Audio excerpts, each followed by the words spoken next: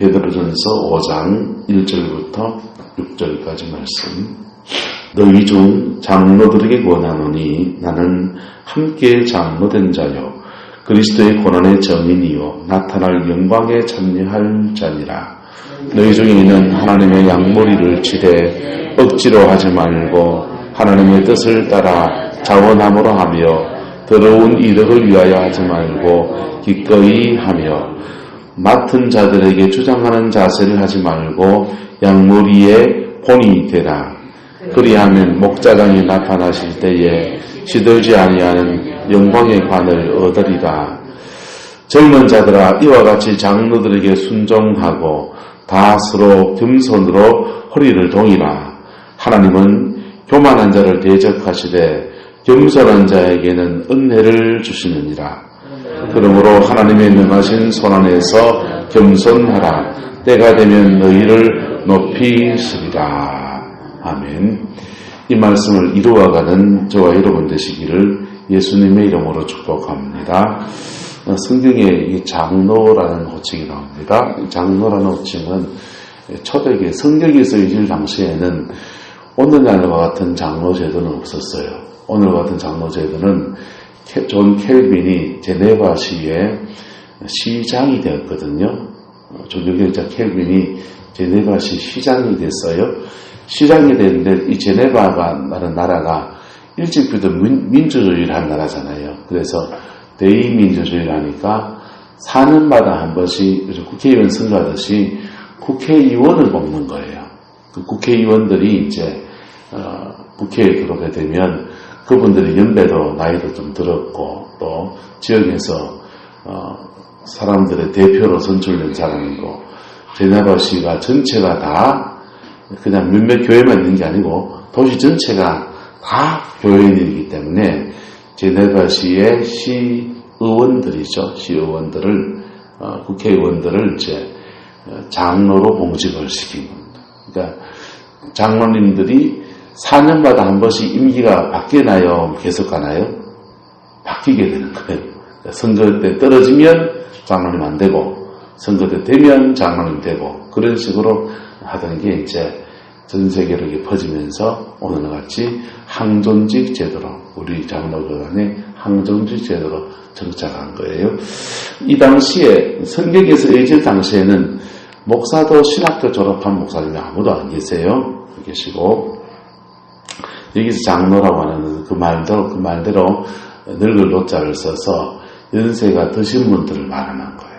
특별히 연세가 드신 분들 중에서 오늘 본문에 보면은 양머리를 치는 장로님이라고 하니까 목양장로, 요즘 말로 하면 목사가 많은, 옛날에는 이게 요즘은 이게 칠의장로, 목사장로 이렇게 하거든요. 그러니까 우리 고상현 장로님은 칠의장로, 저는 이제 목사장로 이렇게 정식으로 지금 그래요. 그런데 그런 구분이 없고 신학교 졸업하지 않은 사람이 목사가 되는 게 아니고 이 당시는 교회의 영적 어른이 되는 겁니다. 할렐루야. 우리 교회에도 제대로 된 어른들이 세워져 가기를 주의 이름으로 축복합니다. 그래서 신앙 안에서 어른들이 제대로 다 잡아주는 거. 근데 이 교회 안에서 양무리의 리더가 되기도 하고 연세도 좀 드셔서 신앙의 경륜이 있는 분들에게 베드로가 사도가 몇 가지 권면의 말씀을 줍니다. 그러면서 말하기를요, 자기를 소개합니다. 나는 누구고, 첫 번째가 나는 함께 뭐한 자고요, 장로된 자요. 베드로 사도가 설교하는 목사입니까? 장로님입니까? 설교하는 목사님이기도 하고 장로님이기도 하고. 이 개념이 이해가 되죠? 요즘 같은 장로님으로 말하는 게 아니라는 거죠. 함께 장로된 자요, 연세가 많다 이 말이에요. 연세가 많은 자가 되었고, 두 번째, 그리스도의 고난이 무엇이고 정인이고, 세 번째는요, 나타날 영광에 참여할 뭐라고 합니까? 자다. 할렐루야. 저와 여러분들 이 세 가지 고백이 동일하게 있기를 주여 축복합니다. 장로라는 직분을 떠나서 첫 번째, 그리스도의 고난의 정인이고, 할렐루야. 예수님의 십자가의 죽으심과 부활을 우리 몸으로 경험하고서 그것을 증거하는 증인이고, 두 번째는요, 주님이 오시는 날에 또는 우리가 주님 앞에 서는 그날에 그 나타날 영광에 참여할 은혜를 입은 자, 할렐루야. 이 두 가지 신분이 분명하기를 축복합니다. 그리고 교회의 어른 노릇하면요, 그리고 장로이면 베드로 사도와 같이 주를 섬기는 사람이 되겠죠. 할렐루야. 자, 그래서 이 장로된 자들에게 권합니다. 고상희 장로님도 저도 들어야 될 얘기고요. 여러분들도 교회에서 이제 중직자라면 잘 새겨들어야 될 얘기입니다. 2절, 너희 중에 있는 하나님의 양무리를 모아대 치는데, 첫 번째, 뭐 하지 말고 억지로 하지 말고 하나님의 뜻을 따라 모함을 하고 자원함으로 하며, 그 다음요, 더러운 이득을 위하여 하지 말고 기꺼이 하며 이랬어요. 보세요. 억지로 하지 말고 자원하고, 이거 한 말씀이죠. 억지로 하는 거는 그 반대말은 자원하면 거, 자원함으로 하고, 그 다음에 더러운 이득을 위해서 하지 말고 기꺼이 하며, 돈발하지 말고 그냥 기꺼이 맡은 일에 충성하며, 세 번째는요, 맡은 자에게 뭐하는 자세를 하지 말고 주장하는 자세를 하지 말고, 이것 해 저것 해 이렇게 하지 말고 양무리에 무엇이 되라? 본이 되라. 양무리에 본이 되라. 기도 생활하는 것도 본이 되고, 언어 생활하는 것도 본이 되고, 헌금 생활하는 것도 본이 되고, 헌신하는 것도 본이 되고, 성도들을 돌아보는 것도 본이 되고. 사람이 살면서 이 본이 되란 말이 제일 무거운 말이에요. 그렇죠? 여러분들이 자녀들한테, 걔들이 그러니까 옆으로 그러면서 똑바로 그래야 돼, 똑바로 그래야 돼, 똑바로 그래야 돼. 그러는데 여러분, 걔처럼 그러는 게 당연하지 않아요. 사람들은 기준은 높아서 사람들 보고 똑바로 그러라고 말하기는 쉬워요. 쉽다고요. 그런데 본인이 바른 길을 걸어가면서 사람들이 몸으로 그걸 보여준다고 하는 것은 쉬운 게 아닌 거예요. 할렐루야. 이 괴리감들을 맞추어가는 자가 되어야 된다는 것입니다. 특별히 장로라는 말이 여기서 연장자를 말하는 거거든요. 연세가 드시고 인격의 깊이와 또 신앙의 경륜이 깊어지면 여러분 좋은 본들을 보여줄 수 있는 저와 여러분 되시기를 주의 이름으로 축복합니다. 교회 안에서 이 본이 나타나야 합니다. 사람은요, 배운 대로 사는 게 아니에요. 알고 있는 대로 사는 게 아니에요. 자기도 모르게 본대로 살아요. 느낀 대로 살아요. 특별히 감정적인 사람들은 즉흥성이 강하고요. 자기가 본 것을 본능적으로 따라하며 살아갑니다. 작년에 안성화 목사님 부흥회 할 때 마지막 날 토요일 날 어떤 한 가정이 와서 집회가 다 끝났는데 기도를 받게 해달라고 때를 쓰는 겁니다. 그래가지고는요, 당신 누구요? 그러니까 사정이 어떻게 돼요? 이러니까 자기 사정을 초기에 너무 안타까운 거예요. 어렸을 때 아버지가 알코올 중독이었는데 술을 드시고는 그냥 술을 드시는데 너무 자기 인생이 알코올 중독으로 살아가고 가족도 안 돌보고 한스럽겠죠. 그래서 알코올에다가 약을 타서 드시는 걸 이렇게 본 거예요, 자매가. 아버지가 자기 앞에서 약 드시고 돌아가시는 걸 이렇게 본 겁니다. 그게 너무 충격이었던 것 같아요, 자매가. 근데 자기는 절대로 여자기도 했고 술을 안 먹어야지. 그렇게 평생에 술을 안 먹고 살았다는 거예요. 불신자였는데 여자 목사님 아들 포항에 큰동의 교회라고 있잖아요, 그죠? 큰동의 교회에 여전사님 있었던 분이 이제 목사님 되셔서 다른 교단에 가서 목사님 되셨는데 그 목사님 아들이랑 결혼을 한 겁니다. 목사 아들이랑 결혼한 거죠. 그러니까 그러면서 예수님을 믿게 되고 신앙을 받아들이면서 이제 신앙에 자라갑니다. 너무 예수 믿으니까 좋고, 근데 첫 아기를 놓고 마음에 우울증이 막 오더래요. 그때 어머니가 목사님이니까 어머님의 기도와 또 신앙으로 이걸 이겨냈다는 거. 두 번째 아기가 탁 들었었는데, 아기가 들었으면 이게 배가 불러지잖아요.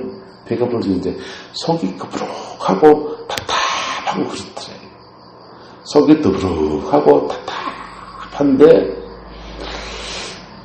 뭐라도 좀 시원한 것을 쫙 내려야 되겠는데 사이다를 먹어도 안 내려가고 좋은 차 같은 걸 먹어도 안 내려가고 답답하게 계속 이렇게 뭔가 얹힌 듯이 채여 있는 거. 그래서 이 자매가 맥주를 한 잔 마시면은 이게 시원하게 내려갈 것 같더라고요.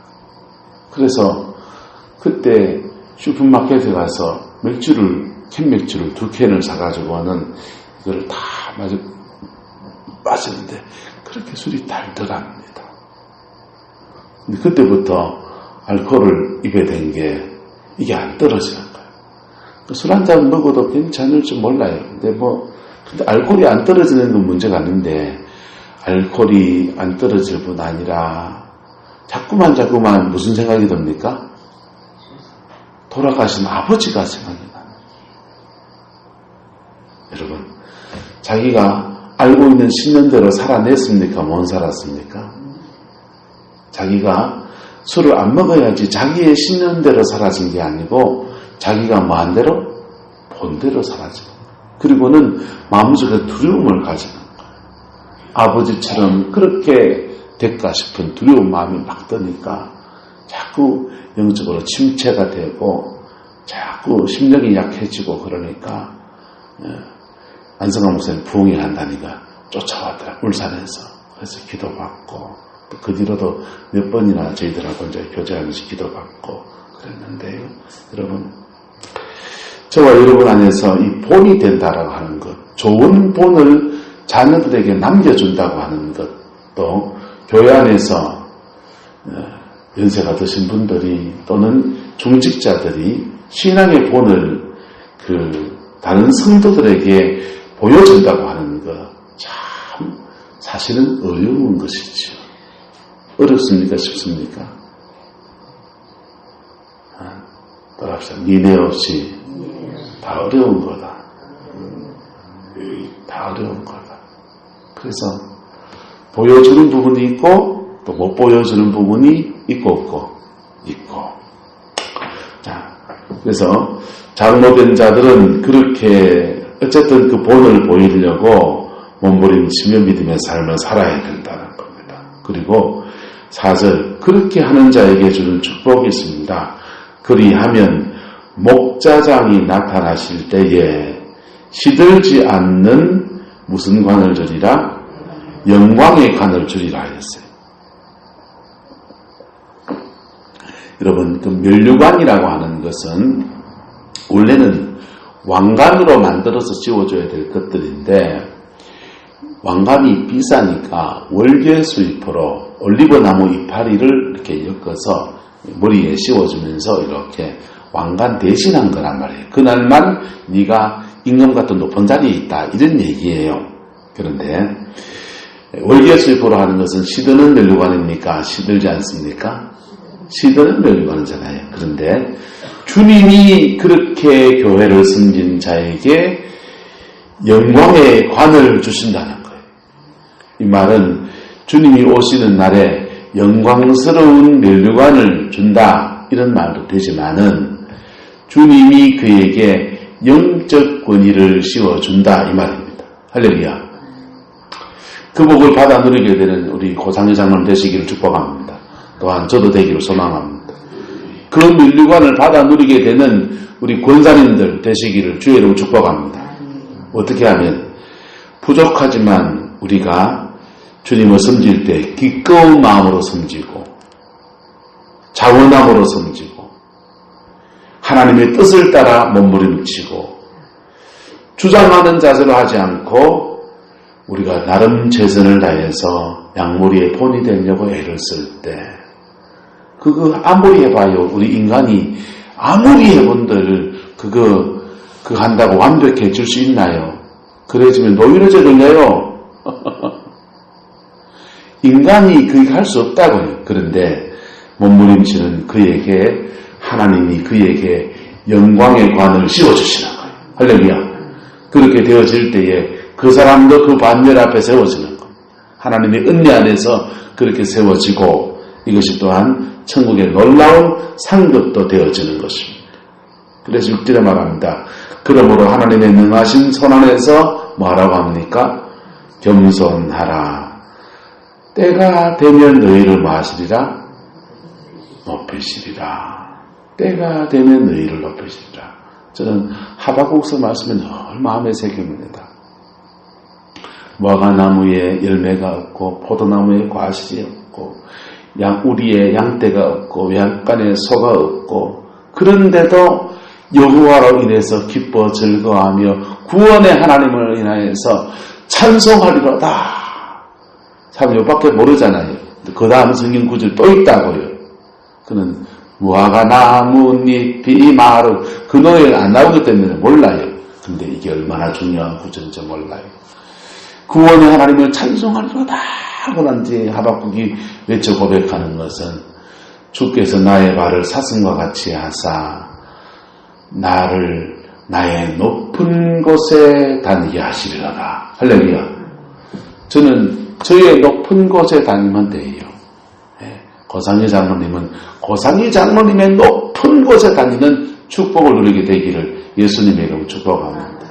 김원조 권사님 높은 데에 올라놓으면 저 아무것도 못해요.